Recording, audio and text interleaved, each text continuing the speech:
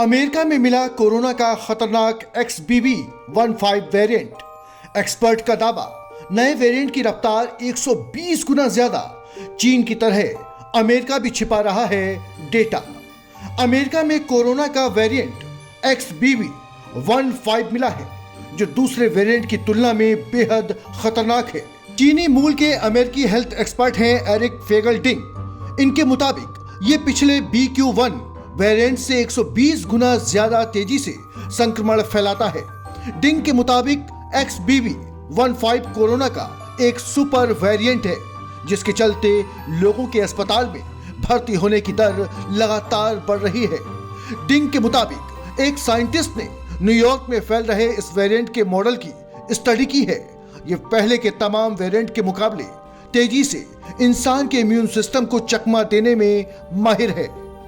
एक स्टडी में इस वेरिएंट की 3 खास बात सामने निकल कर आई हैं। XBB.1.5 कोरोना का सुपर वेरिएंट है। BQ.1 जितने लोगों को 26 दिन में संक्रमित कर रहा था, XBB.1.5 उतने लोगों को 17 दिन के अंदर संक्रमित कर रहा है। नंबर 2, इसकी R वैल्यू यानी रिप्रोडक्शन वैल्यू BQ1 से ज्यादा है। R वैल्यू से पता चलता है कि कोरोना से इन्फेक्टेड एक शख्स कितने लोग संक्रमित कर रहा है या उससे कितने लोग संक्रमित हो सकते हैं। नंबर 3, XBB.1.5 क्रिसमस से पहले BQ1 के मुकाबले 108% की रफ्तार से फैल रहा था। क्रिसमस के बाद यह रफ्तार बढ़कर 120% हो गई है। एक चौंकाने वाले आंकड़े में खुलासा हुआ है कि दिसंबर में नए वेरिएंट से संक्रमण के मामलों में 40% की बढ़ोतरी हुई है। हेल्थ एक्सपर्ट एरिक ने दावा किया है कि CDC ने पिछले 2 हफ्तों में XBB.1.5 वेरिएंट के सही आंकड़े जारी नहीं किए। एरिक ने एक के बाद एक 17 ट्वीट कर डाले और आरोप लगाया कि चीन की तरह ही अमेरिका भी कोरोना के नए वेरिएंट का डेटा छिपा रहा है। डिंग ने अमेरिका के डिजीज कंट्रोल सेंटर के कुछ आंकड़ों की फोटो शेयर की है। उनके मुताबिक कोरोना के ये आंकड़े CDC ने रिलीज नहीं किए थे। एरिक ने दावा किया कि सेंटर ने नए वेरिएंट से जुड़े मामलों में एकदम 1% से 40% तक का उछाल दिखा दिया। अमेरिका में दिसंबर के महीने में इस नए कोरोना वेरिएंट के मामलों में 40% की बढ़ोतरी दर्ज हुई है। एक जानकारी में खुलासा हुआ है कि अक्टूबर में XBB.1.5 वेरिएंट फैलना शुरू कर चुका था। एक्सपर्ट के मुताबिक XBB.1.5 सब वेरिएंट अमेरिका में ही पैदा हुआ है, जो सिंगापुर में मिले XBB वेरिएंट से 96% तेजी से फैलता है। एक्सपर्ट के मुताबिक इस नए कोरोना वेरिएंट ने न्यूयॉर्क में अक्टूबर में ही फैलना शुरू कर दिया था। हेल्थ एक्सपर्ट ने चेतावनी दी है कि नए वेरिएंट के बाद अस्पताल में कोरोना मरीजों के भर्ती होने की दर में जल्द कमी नहीं आएगी। इसके पीछे सबसे बड़ी वजह यह है कि नया वेरिएंट ओमिक्रॉन की तरह नहीं है, बल्कि ये एक स्पेशल रिकॉम्बिनेशन है जो पहले ही म्यूटेट कर चुके यानी रूप बदल चुके 2 कोरोना वेरिएंट से मिलकर बना है। जानकारी के मुताबिक न्यूयॉर्क समेत कई अमेरिकी शहरों में तेजी से फैल रहा है XBB.1.5 वेरिएंट। अमेरिका के कई शहरों में XBB.1.5 वेरिएंट ने दूसरे वेरिएंट पर हावी होना शुरू कर दिया है।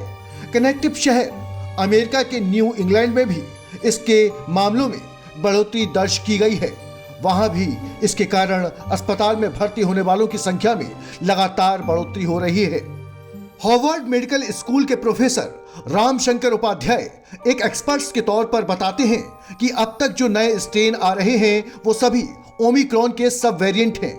ओमिक्रॉन हमारे शरीर के अपर रेस्पिरेटरी ट्रैक्ट यानी ऊपरी श्वास तंत्र पर असर करता है।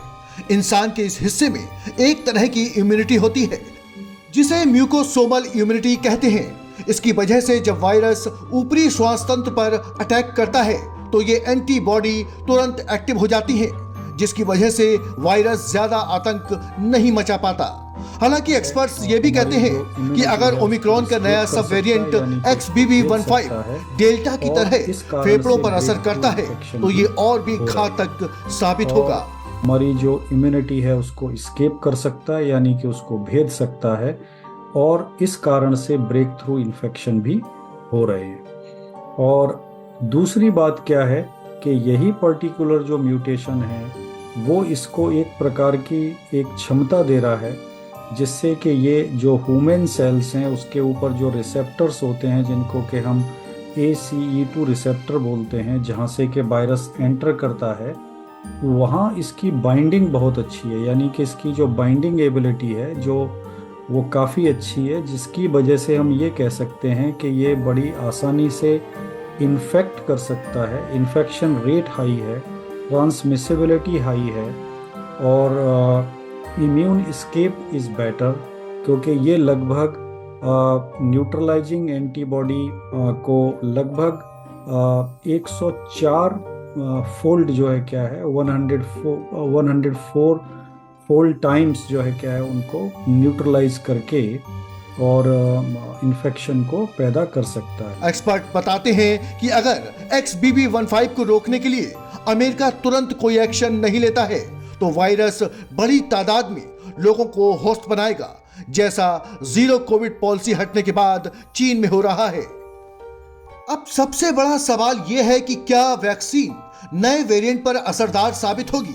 तो एक्सपर्ट एरिक इन सवालों का जवाब देते हुए कहते हैं कि अमेरिका की बाइवलेंट BA.5 और यूके की बाइवलेंट BA.1 वैक्सीन पर असरदार साबित हो सकती है। हालांकि ये दोनों वैक्सीन कितनी असरदार होंगी इसका अभी अनुमान लगाना बेहद मुश्किल है। ऐसा इसलिए क्योंकि ये वेरिएंट ओमिक्रॉन के कई सब वेरिएंट से मिलकर बना है। अब बात आती है कि वेरिएंट की R वैल्यू ज्यादा होने का मतलब आखिर क्या है? R वैल्यू का सीधा संबंध केसेस बढ़ने या कम होने की रफ्तार से है।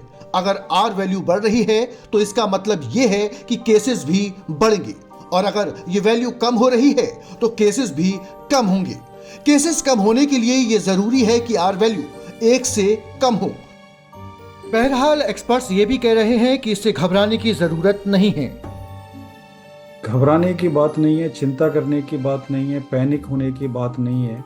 इसको सिर्फ एक जानकारी के रूप में लें, क्योंकि इसके जो भी सिम्टम्स हैं वो बाकी ओमिक्रॉन जैसे वायरस के ही सिम्टम्स हैं। कोई किसी प्रकार की सीवियरिटी बहुत ज़्यादा अभी देखने को नहीं आई है। तो मेरी उम्मीद है कि ये इंफॉर्मेशन, ये जानकारी आपको मदद करेगी।